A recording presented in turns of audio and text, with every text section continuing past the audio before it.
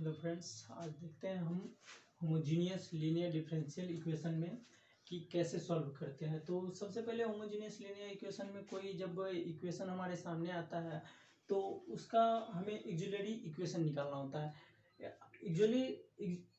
Auxiliary equation निकालने पे हमें चार तरह का उसका रूट आता है।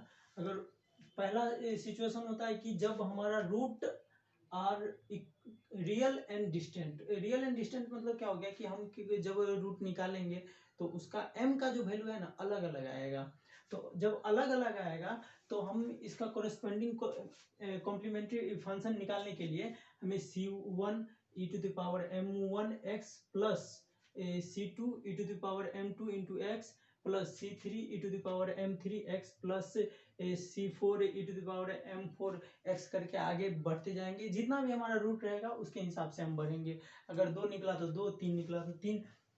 तो देखो ऑक्सिलरी इक्वेशन में अगर हमारा रूट और रियल इक्वल और रियल हो, जब इक्वल और रियल हो तो हमने CF निकालने के लिए c1 plus c2 into x plus c3 into x square plus c4 into x cube into e to the power mx है। मतलब यहाँ पे क्या हो रहा है ना कि c1 है, उसके बाद c2 में x से हम मल्टीप्लाई किए, फिर अगला फंक्शन में एक्स स्क्वायर आ जाएगा, फिर अगला में एक्स क्यूब आ जाएगा। तो इस तरह से बढ़ते जाएगा और फिर आ रहा है इमेजिनरी की तरफ। तो जैसे ऑक्सिलरी इक्वेशन निकालने के बाद हमारे कोई कोई फंक्शन में इमेजिनरी रूट आएगा एंड इमेजिनरी भी रहेगा। तो इमेजिनरी और रूट जब अलग अलग हो तो उसके लिए हम ये फार्मूला लगाते हैं e to the power alpha into x into c1 cos beta x plus c2 into sine beta x. और चौथा सिचुएशन आता है if root are imaginary and equal.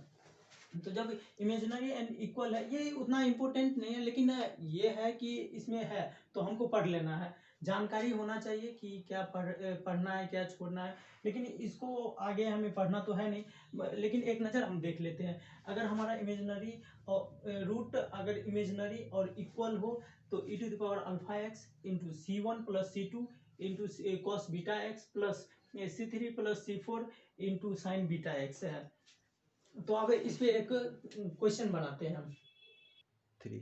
तो देखिए अब ये एक इक्वेशन हम लिए यहाँ पे d square minus 5d plus 6y is equal to 0। जब हमारे इक्वेशन के बराबर के आगे अगर 0 है तो हम समझेंगे कि होमोजीनियस लीनियर डिफरेंशियल इक्वेशन है। तो इसका पहले हम ऑक्सिलरी इक्वेशन निकालते हैं। ऑक्सिलरी इक्वेशन निकालने में ना हमको हम क्या करते हैं, d इजकल टू m का वैल्यू पुट करते हैं और उसके बाद हम इसको निकालते हैं। तो यहाँ पे आ जाएगा m square minus 5m plus 6। यहाँ पे हम y को कंसीडर नहीं करेंगे और इक्वल टू 0। तो अब इसका हमको m का वैल्यू निकालना है। तो यहाँ m हो जाएगा m minus 2 into m minus 3 equal to 0। तो यहाँ पे क्या है m इक्वल टू 2 इंटू 3। तो यहाँ पे क्या है कि जो हमारा रूट है वो m1 m2 हम पीछे देखे हैं कि m1 और m2 अलग अलग है। तो जैसे देखिए m1 और m2 अलग अलग था तो हमें CF निकालने के लिए क्या करना पड़ता था कि c1 into e to the power m1x plus c2 e to the power m2x। तो यहाँ पे ऐसा सिचुएशन आएगा और इसको हम m1 का वैल्यू पुट करते हैं। तो वैल्यू पुट करने पे आ जाएगा CF इजकल टू आ जाएगा c1 है e टू द पावर यहाँ पे e है m का m1 अगर हम 2 लेते हैं तो 2x हो जाएगा plus c2 e to the power m2 यहाँ पे हमारे पास 3 है तो 3x हो जाएगा।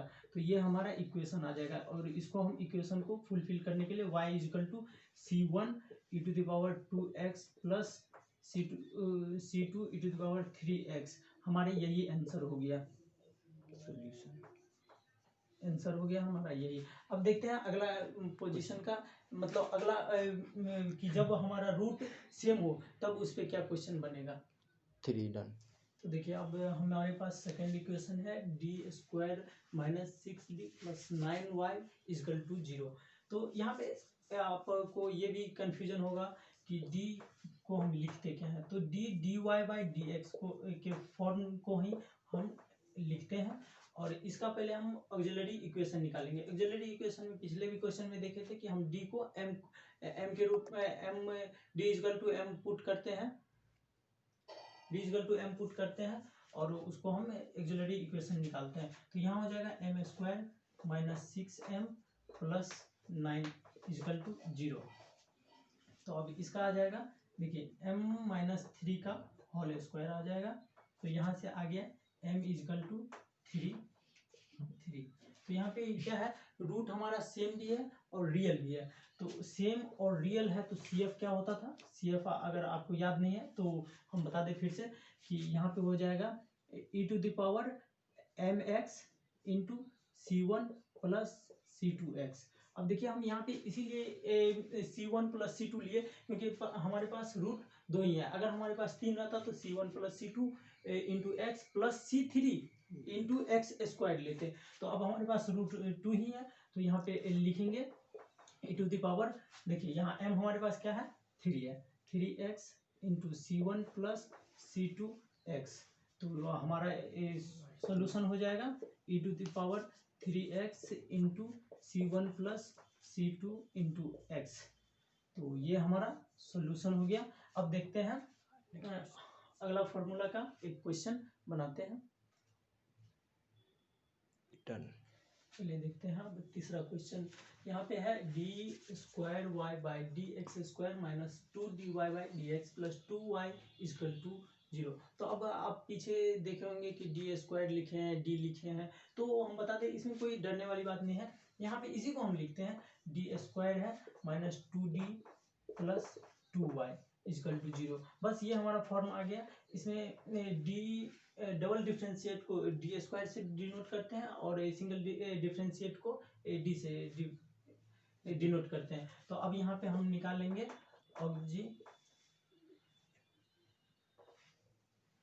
ऑक्सिलरी इक्वेशन हम निकालते हैं।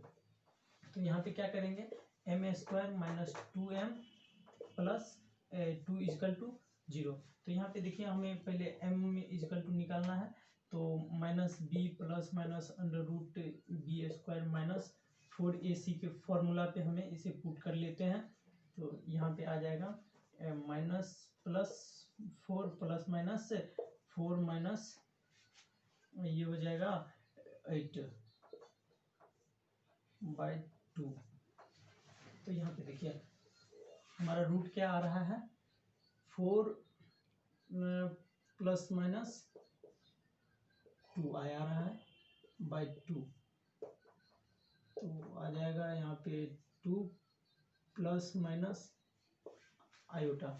तो यहाँ पे देखिए हमारा रूट क्या आया कि इमेजिनरी है और अलग अलग है।